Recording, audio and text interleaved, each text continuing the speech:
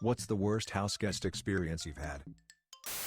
We had a house sitter once who wanted to bring their own dog for the week. They assured us the dog was well behaved and house trained. This was a pretty close friend, and their house is nice and clean, so we believed them. Came home to find every rug in our house destroyed. The house smelled funky when we walked in, and I immediately found wet spots on our living room rug. Lifted it up and it had more stained areas than not. Same with the kitchen, hallway, bedroom, and guest room rugs. I'm guessing this dog didn't pee outside a single time it was there. This was someone we paid to watch our house. Edit. To answer some common questions. Their house was all hardwood and had a dog door. I guess the dog just let itself out? Or maybe it does pee inside and they clean it up? Maybe the dog was freaked out in a new place? I honestly have no idea. I didn't confront them. We had a lot going on at that point in our lives, and just felt it was best to silently sever the relationship and learn an expensive lesson. We were planning a cross-state move and a wedding. All out small rugs went through the wash. The living room rug went right into the dumpster. It was so bad. We tried to clean the bed office rug,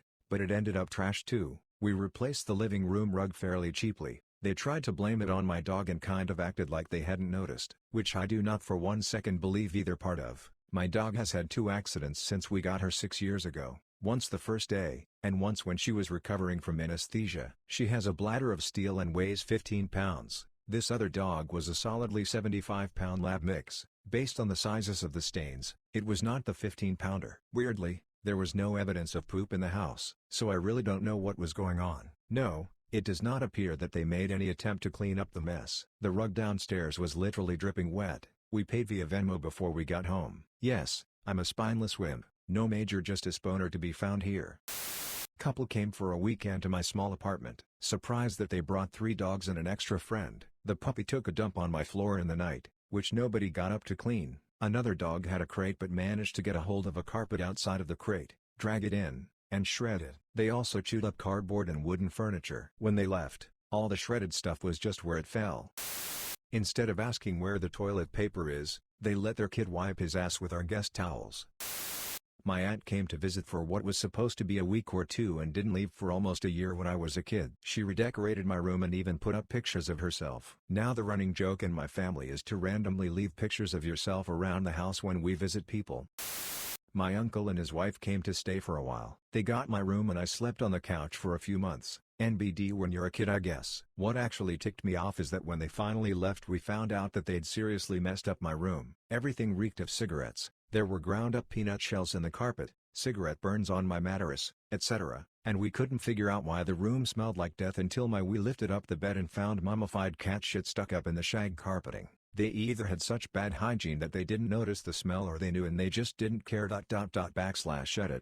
To everyone asking how we didn't notice the cigarette smell, my guess is that they only smoked in the room during the day when everyone was out. Probably smoked out the window. My parents weren't smokers, we just figured the smell was coming from their bodies, which we couldn't do anything about. That would be the girl visiting my sister-in-law who decided it would be funny to repeatedly prank call 911. I got a very angry call from the local police station saying we either stopped or they'd be sending a squad car over. Apologized profusely to the officer and thanked him for calling us first. She was not invited back to her house. She was 17 and definitely old enough to know better. My ex-wife's friend had her car break down, and our apartment was right on a bus route to her job. She was supposed to stay over for a week while she got her car fixed. After 2 months and a lot of warning, we packed her bags for her and put them by the door. My dad owned a business his whole life and was in the process of hiring new installers. One applicant came in from out of town and my dad, being the kind man he was, offered for him to stay in our home. When the morning came, the man went to take a shower. My parents heard the water turn on and it stayed on for a really long time. After an hour and a half of running water, my mom made my dad go check on him. My dad went upstairs, picked the lock on the bathroom door, and found blood and a limp body on the floor next to the running shower. The man had overdosed, lost consciousness, hit his head on the shower side, and died. He was dead right there on the bathroom floor that I used for 10 years. One thing is for sure, he won't be coming back to our house again. Sister-in-law house sat when we were out of town. There were tons of disrespectful presents left for us. A cookie crumb trail of condom wrappers, which lead to an actual used condom, like WTF. But the worst was after cleaning all that up, which was just aggravating and stupid. There was a putrid smell I couldn't put my finger on, until I finally opened a drawer in the dresser in the guest room. She had left a takeout container in there, half an omelet that had gone rancid. I gotta hope she just had to go quick and forgot all that crap was there when she left. Either way, we took our key back from her. Wife's cousin stayed a couple days with us. After he left, I discovered he purchased about $60 worth of porn on DirecTV. Housemate had people come over, order a pizza, decide they didn't want it and refuse to answer the door so they didn't have to pay. At 4 a.m., pizza guy could hear them through the door, so kept knocking louder and louder. I eventually went to the door and opened it, then explained to the pizza guy what was going on, so that they didn't blacklist the property, and force them to pay. As they were packing to leave the next day, I noticed them trying to take some of my extra PS4 controllers by sneaking them into their bag. I'm normally an introvert, but already being cranky from no sleep, I lost my shit at that point, called them a disgusting thief and told them to GTFO. My parents came over, and started snooping through my closet while I was making tea. They found some sex toys and proceeded to get mad at me for having them. In my own house, in my own bedroom. They wouldn't have found them if they would have behaved like normal people.